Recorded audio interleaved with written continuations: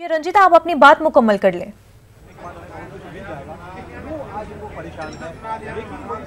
जी बिल्कुल, देखिए राहुल गांधी के आवास पर ये बैठक हुई और दिल्ली कांग्रेस के जितने बड़े नेता हैं, चाहे वो पद पर हो या फिर जो पद पर नहीं भी हैं, जो बड़े नेता हैं, सबको इस बैठक में बुलाया गया था और सबसे राय ली गई थी। एक एक कर सभी नेताओं ने अपनी राय रखी राहुल गांधी के सामने। कुछ नेता जो गठबंधन के पक्ष में थे उसमें पीसी चाको और पूर्व दिल्ली कांग्रेस के पूर्व अध्यक्ष अजय माकन थे। इसके अलावा सुभाष चोपड़ा और अमरिंदर सिंह लवली जो है, ये दोनों पहले गठबंधन के पक्ष में दिखते नजर आए, लेकिन आज की इस बैठक में ये दोनों का पक्ष उल्टा था।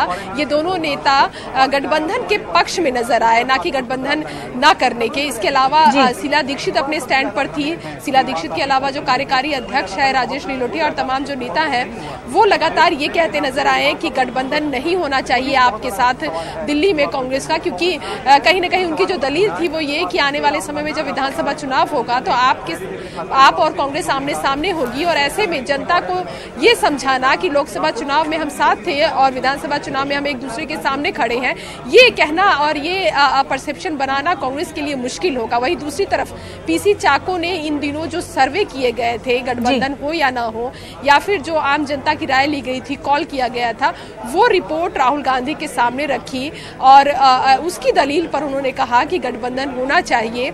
और क्योंकि 2019 का चुनाव कांग्रेस के लिए कितना अहम है, किस तरह से कांग्रेस की पूरी दाव लगी है इस चुनाव में, इसको लेकर गठबंधन पर राहुल गांधी को सोचने की जरूरत है। हालांकि अब तक जो अपडेट आ पाया है, अभी कांग्रेस की वर्किंग कमेटी की बैठक कांग्रेस में चल रही है।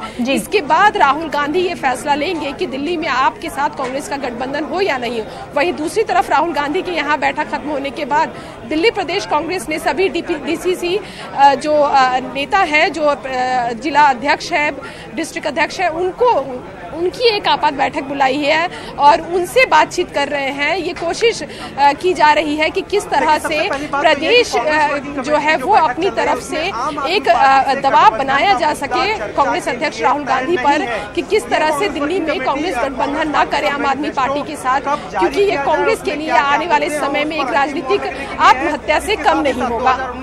रंजीता, और सीट शेयरिंग को लेकर के क्या कुछ मामला अभी तक तय हो पाया है? क्योंकि आप जो है 5-3 का आंकड़ा बता रही थी और कांग्रेस जो है वो 3-3 का बता रही है, तो क्या उस मामले पर भी बातचीत हुई है? क्या शेप देना है जहां तक आम आदमी पार्टी के साथ कांग्रेस के गठबंधन का सवाल है? देखिए, अभी कांग्रेस पहले ही राउंड में है। क्या कांग्रेस ये गठबंधन करे या ना करे, कांग्रेस अभी भी इसी पेज पे फंसी हुई है कि आखिर गठबंधन होगा या नहीं। गठबंधन अगर जिस सूरत में जो फैसला अब राहुल गांधी के पाले में है, कहा जा रहा है कि राहुल गांधी जो है वो फैसला लेंगे और उसके बाद ये तय किया जाएगा कि किस तरह से सीट शेयरिंग का क्या मामला रहता है। लेकिन सबसे बड़ा सवाल अब भी वही कि क्या आम आदमी पार्टी के साथ कांग्रेस का गठबंधन होगा, क्योंकि देखिए राजनीतिक तौर पर भले ही बयानबाजी जितनी हो, जितनी भी बैठ के हो, नेता अपनी राय भले रखे, लेकिन शीला दीक्षित का एक पर्सनल हम कह सकते हैं कि अपनी एक राय है राजनीतिक तौर पर भी। जी बिल्कुल रंजीता, शीला दीक्षित की भी अपनी एक राय है जिसके चलते वो नहीं चाहती कि आप और कांग्रेस का दिल्ली में इत्तेहाद हो। बहुत बहुत शुक्रिया आपका। बीजेपी के बागी लीडर शत्रुघ्न सिन्हा की अहलिया समाजवादी पार्टी की तरफ से लोकसभा इंतखाब लड़ सकती है। जराये के मुताबिक वो राजनाथ सिंह के खिलाफ लखनऊ से इंतखाब लड़ सकती हैं। आपको बता दें कि पिछले दिनों शत्रुघ्न सिन्हा ने लखनऊ में एसपी के सदर अखिलेश यादव से मुलाकात की थी, जिसके बाद कयास आराइयां तेज हो गई थी कि वो लखनऊ से उम्मीदवार हो सकते हैं। लेकिन जराये से पता चला है कि दोनों के दरमियान मीटिंग में पूनम सिन्हा को इंतखाब लड़ाने के लिए गौर-ए-खौज किया जा रहा है।